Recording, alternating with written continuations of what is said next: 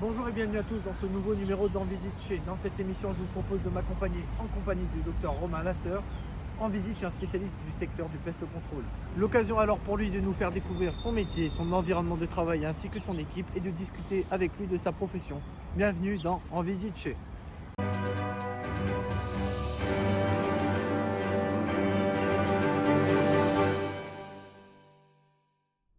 Bonjour à tous et bienvenue dans ce nouveau numéro d'En Visite Chez. Bonjour Romain. Bonjour Adrien. Et aujourd'hui, on se rend chez Côtière Hygiène Assainissement. Est-ce que tu peux nous en parler un peu plus avant qu'on se rende dans les... Ouais, tout à fait. Alors, c'est une entreprise familiale qui a été fondée par la famille Jarjaval, hein, qui est maintenant père et fils, hein, qui sont dans l'entreprise. Donc, c'est une entreprise qui a commencé par une activité sur l'assainissement, hein, Ok. donc curage de réseau et autres, et puis qui a étendu son activité sur ce qu'on appelle nous les métiers de la 3D, hein, donc le pest control. Et donc là, c'est une entreprise qui a connu une forte croissance ces dernières années. Donc l'idée, c'est qu'on aille à la rencontre de Romain dans ses locaux, sachant que ce n'est pas les derniers locaux qu'ils ont, puisqu'ils sont en train de faire construire Non, non. un bâtiment pour pouvoir accueillir la croissance de l'entreprise et le fait que l'équipe grandisse, hein, et le nombre de véhicules grandit. Donc ils vont se délocaliser dans des nouveaux locaux très prochainement, hein. Romain nous en parlera. Et l'idée, c'est que Romain nous retrace un petit peu l'historique de l'entreprise, de là où ils viennent, Son équipe. hein, son équipe, et puis qui nous disent aussi un petit peu quelles sont les ambitions qu'il a pour l'entreprise, qu'il dirige avec son papa. Et puis, je sais aussi que tout dernièrement, ils ont lancé une activité de détection canine de C'est punaises intéressant délit. ça. Hein, donc là, l'intérêt, c'est vraiment d'aller au contact de cette entreprise qui connaît une forte croissance, avec une diversification de différents métiers, mais qui vont rester quand même assez concentrés autour du pest control. Donc c'est Ok. un vrai plaisir qu'on aille aujourd'hui rencontrer Romain en région lyonnaise. Et c'est une entreprise qui intervient sur toute la grande région Auvergne-Rhône-Alpes. Donc, Et sans- ils sont implantés donc que ici ou ils ont d'autres locaux? ils sont implantés que ici et donc ils rayonnent un petit peu sur toute la grande région. Ok. Et donc là, l'idée, c'est qu'on aille rencontrer Romain au dépôt pour qu'il puisse nous en dire un petit peu plus sur cette belle entreprise qui a une belle image technique aujourd'hui. Donc, sans plus attendre, on va aller à sa rencontre En visite chez Côtière. en visite chez Côtière. C'est parti.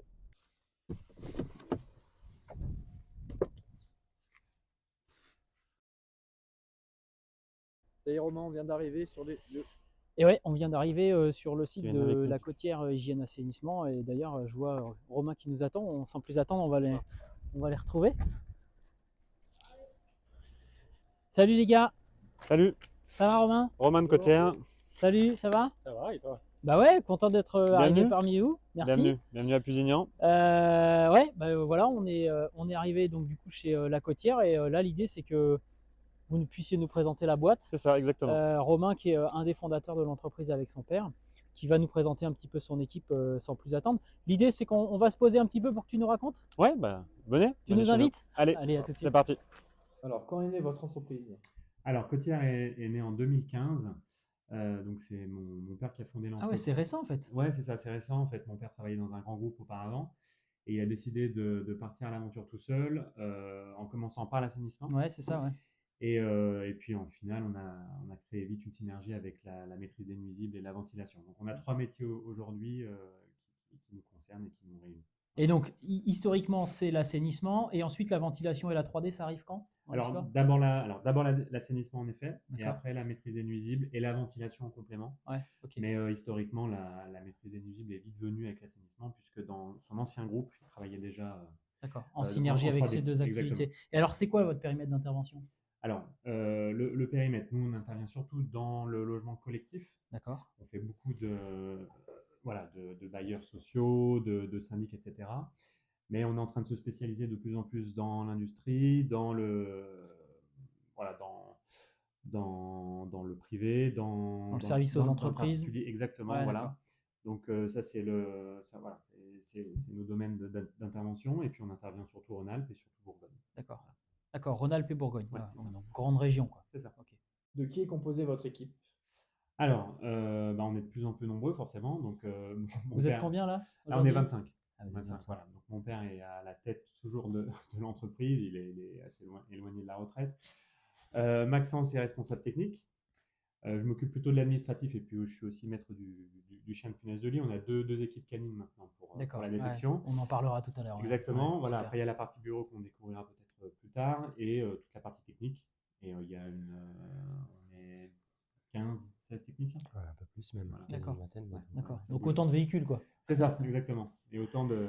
Donc globalement, j'anticipe peut-être un peu, mais vous êtes un peu à l'étroit ici. Vous avez des projets, vous avez C'est ça, exactement. Donc là, vous visitez finalement presque nos anciens les locaux. anciens locaux. On est en train de faire construire à La Boisse sur la Côtière, puisque notre entreprise s'appelle Côtière Hygiène Assainissement. On a décidé de revenir à nos premiers amours. Et finalement, on va inaugurer nos locaux en avril. Voilà. Ah super. Eh ben, À La Boisse, dans en l'Ain. plus, on sera invités, donc c'est parfait. C'est ça, vous serez tous invités. Vous proposez une détection canine, donc il y aura plusieurs questions. Tout d'abord, avec quelle espèce de chien vous travaillez? Alors, comme le disait Romain, on a 2 équipes de détection canine. Une première composée de notre chien Pixel, qui est un chien de race braque, et dont le maître chien est Romain, qui est avec nous. Voilà. Multicasquette. Voilà, c'est ça. Et une deuxième équipe qui est constituée maintenant depuis un peu plus de 6 mois, avec Rachna, qui est un chien bouvier malinois, et le maître chien Frédéric, qui est un technicien de chez nous, qui s'est formé à la détection canine dans un centre agréé, justement. Alors parle-nous un petit peu de cette. Vous avez beaucoup de demandes, c'est vraiment en vogue, c'est. C'est de plus en plus systématique D'accord. en post-traitement. En post-traitement. À du coup, savoir que d'accord. dans la plupart des nouveaux marchés qui sortent, on nous demande d'inclure une détection en fin de traitement. Pour s'assurer que on a Alors, bien résolvé le problème. on est aussi un peu perfectionniste, donc on systématise le chien. Ce qui est demandé, c'est de contrôler la prestation. Nous, on le fait automatiquement avec le Et chien. c'est pour ça être qu'on est sûr. là. Hein. On a dit qu'on mettait Voilà. les entreprises vertueuses en avant. donc, C'est gentil. Si on est ici. En tout cas, on Ça a essaye du de sens. faire au mieux et on veut s'assurer que les traitements réussissent. Ouais, bien sûr. Donc, on passe en systématique quasi maintenant sur nos traitements à 25-30 jours après traitement. D'accord. Voilà. Ouais. Donc concrètement, ça se passe comment l'opération avec le chien? C'est-à-dire En fait, le déroulement de la c'est ça. détection. Tu veux peut-être expliquer, toi Oui, alors, effectivement, il y a la détection post-traitement ou en amont d'un potentiel traitement, ou pour savoir s'il y a une présence de punaise de lit. Suspicion, en cas de suspicion. Exactement, donc ça change déjà un petit peu le protocole C'est ça. d'intervention. Mais c'est vrai qu'en post-traitement, déjà, on ne peut pas intervenir tout de suite après un traitement. Il faut un délai, il faut respecter un protocole, un peu comme le traitement. Ouais, bien sûr. Et ça, je pense que tu le sais. Et en amont, simplement, déjà, on va faire le point avec la personne sur place, parce que parfois, ce n'est pas du tout des punaises de lit. On découvre aussi parfois des D'autres choses assez problématiques. incroyables. Ouais. Exactement. Ouais, bien sûr. Et puis après, voilà, on lance le chien, on fait vraiment les choses de façon minutieuse, en hauteur, vraiment de partout. Les lits sont posés en amont sur les murs, etc. Enfin, tout est préparé. Et ça nous permet de savoir où se trouvent les punaises, s'il y en a. Et si c'est le cas, d'adapter le traitement, la typologie, parce qu'il n'y a pas de traitement miracle, il faut aussi adapter le traitement. Il y a plusieurs. Ouais, c'est un cocktail Exactement. de petites choses qui fait C'est ça. la réussite, quoi. C'est ça. Et parfois, on peut intervenir dès le lendemain ou même le jour même pour éradiquer la punaise, soit avec de la vapeur, soit avec d'autres types de traitements. Super. Donc ça, c'est un peu le résumé de la détection canine. C'est plus complexe que ça, mais en tout cas, voilà. Ça nous permet d'améliorer grandement la lutte contre les punaises, en fait. Ouais, puis c'est de s'associer à un partenaire de vie qui a une sphère olfactive qui est c'est bien ça. plus performante que la nôtre. C'est ça. Donc c'est détecter avec le nez des punaises qu'on ne serait pas amené à voir à l'œil nu, voire même détecter aux odeurs. Donc c'est vrai que le chien est un outil très très efficace, un outil vivant bien sûr, mais un outil très efficace dans le pré-traitement ou le post-traitement. Il y a aussi une étape qui est très importante dans le traitement de punaises de lit, c'est la préparation du chantier avant traitement. Ça, c'est sûr que c'est une étape incontournable pour la réussite des chantiers. Exactement. Et c'est de plus en plus développé l'utilisation de la détection canine? Je pense, en tout cas, je pense que Côtière Hygiène Assainissement en est un exemple qui le démontre. Hein. C'est vrai qu'aujourd'hui, on a plutôt tendance à avoir l'automatisme en tête de dire on va faire du diagnostic préalable au traitement. Le traitement, c'est pas systématique, c'est comme les antibiotiques, c'est pas automatique. Eh bien, le chien est un outil d'aide à la décision. C'est-à-dire, soit j'ai une vraie présence de punaise avérée, auquel cas je traite ensuite avec un protocole en 2 ou 3 passages en fonction de l'intensité de l'infestation, ou bien non, je n'ai pas forcément besoin de traiter parce que ce n'est pas un insecte, ou parce que j'ai des clients qui sont amenés à faire des allergies, qui ne sont pas des allergies à des piqûres d'insectes, mais des allergies à des facteurs environnementaux. Donc, c'est vraiment un outil d'aide à la décision qui permet de ne pas avoir à utiliser de produits chimiques, que ce soit de synthèse ou même à mettre en œuvre des techniques qui peuvent être onéreuses sans justification. Exactement. Donc, c'est vrai. Et je crois qu'en termes de techniques de traitement, tu vas nous montrer aussi quelque chose ensuite. C'est ça. Vous allez nous montrer une dernière acquisition que vous avez faite qui vous permet d'accélérer aussi la prise en. C'est ça, et puis on peut faire le lien avec le chien aussi là-dessus. On développe de plus en plus de protocoles sans insecticides à base de chimie de synthèse. D'accord, ouais. Pour des cas un peu particuliers, hein. C'est pas la généralité pour l'instant de notre Bien sûr, traitement, mais ça bien nous sûr. permet d'avancer aussi en recherche, sûr. développement et en process. Mhm. Mais ça nous arrive assez régulièrement des personnes. Je prends l'exemple d'une personne qu'on a vue il y a quelques temps sur un lit médicalisé qui peut pas sortir de son domicile. D'accord. Et du coup, il faut bien qu'on part à ça pour pouvoir traiter le logement. Bien sûr. C'est particulièrement avec des méthodes thermiques et mécaniques. D'accord, ouais. Et du coup, on a souvent besoin de l'appui du chien pour préciser un peu les choses. On va forcément traiter tout le logement, mais au niveau des dépôts sur le bâti ou des choses comme ça qu'on a à faire, ça nous permet de cibler un peu plus. De faire une petite cartographie du Voilà. logement. Hein, l'idée, on le rappelle, on n'oppose pas les méthodes de traitement, la chimie à sa place, y compris la chimie de synthèse. Hein, je crois qu'il ne faut pas avoir peur Tout à des fait, mots ouais. non plus. Ouais. On a des niveaux d'infestation qui, de temps en temps, nécessitent l'intervention des produits chimiques de synthèse. Et il n'y a aucune autre technique qui pourra être aussi efficace sur le plan technique et sur le plan économique. Il y a d'autres situations comme une grande promiscuité entre l'insecte et les occupants de l'habitation qui nécessitent d'aller sur des méthodes qui soient complémentaires à la chimie de synthèse et pas forcément tout le temps un recours à la chimie de synthèse. C'est vrai que le chien est un outil qui fait un petit peu la parenthèse, C'est ça. qui fait un peu le trait d'union entre tout ça. Ouais, carrément. Et dernière question, quelle est l'intervention la plus marquante que vous avez pu avoir?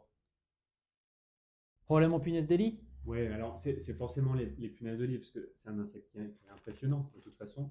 Et on a un logement où on est rentré, il y en avait des millions, peut-être ouais, des millions, il y en avait de partout, il a fallu tout démonter, c'était assez incroyable. Alors on va pas forcément citer de nom, c'est pas l'intérêt aujourd'hui, mais On a été obligé de transformer le logement en plateau concrètement. Ouais, voilà, c'est de la destruction du logement finalement, Destruction de bâti, pour ouais. que ça soit sain, que ça revienne à un point sain.